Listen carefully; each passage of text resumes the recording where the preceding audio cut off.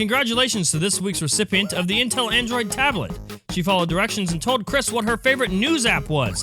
This week, if you want our next Intel Android tablet, tweet Chris your favorite productivity app and make sure to include the hashtag Intel Android, and of course be sure to tag Chris Pirillo, that's at Chris Pirillo, at the end of the tweet.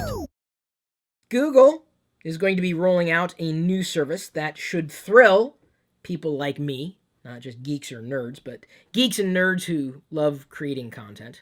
And of course, I'd imagine there are a lot more people out there than just geeks and nerds who love to create content. A lot of people like to create experiences for people who want to take in those experiences that they share.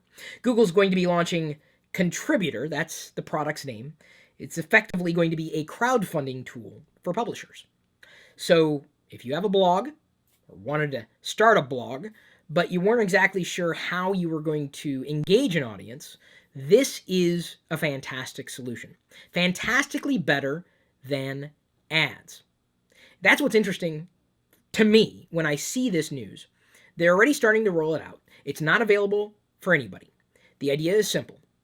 You go to a website that you like, that you want to support, you click a button, you can pledge between $1 and $3 a month, and then no ads will be served up to you when you visit that site. I assume there's some kind of authentication with a Google account therein. It's interesting because Google's business is ads. But I believe that publishers like me or anybody else, anybody who puts something out there online, can end up finding greater stability with this type of process than they ever could with ads.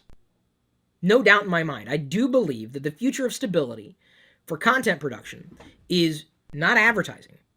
It may very well be tied into sponsorship. That works. But I think if you can find a community of people who find what you do invaluable, they're willing to say, yeah, absolutely. If it's easy, if it's seamless, if they have an even better experience, if they get what they want, where's the problem?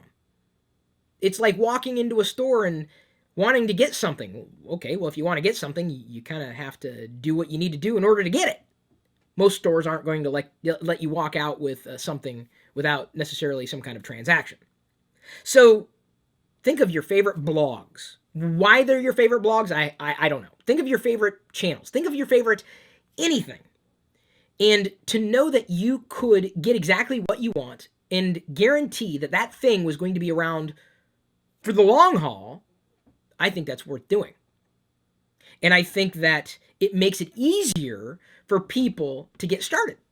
Because if you know you're filling a need for a small group of people, that makes it a challenge to generate revenue with ads. Especially with as many sites and services that are out there that take ads or run ads on the site, which many people find annoying. Okay, well, if you like the content and you don't want the ads, this is a way to get around it. And you can engage a smaller audience. Smaller is actually bigger, especially when you have an option by way of Google or any other service to use some kind of mechanism to be able to help that publisher, help that content creator create the content that you love. I think this is a genius move for Google. I think it's going to make a lot of people happy, especially people who have not yet started. You likely had people around you who'd be willing to support you. There are probably more people who are not willing to support you. You don't ignore them. But if you give people an opportunity to support you directly, easily, quickly, safely, this is a good mechanism. And the fact that Google's behind it, I think, is very, very wise. If you care about the publishers that you receive information, knowledge, entertainment from, you got to start thinking down the path that they've got to figure out their model as well. And it's something that's changing over time. I've made the case for the way that I'm doing things now, and I'm very, very happy.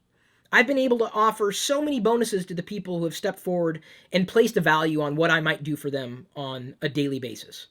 So now, those who've decided to support me that way, I've called them patrons or super nomies, they get 3 live videos every weekday, a sneak peek, behind the scenes, a special insight that I don't give to anybody else, and a ton of other bonuses. So I'm already doing a lot for everybody in the world that cares, but I'm doing even more for the people who are doing even more for me and continue to do more.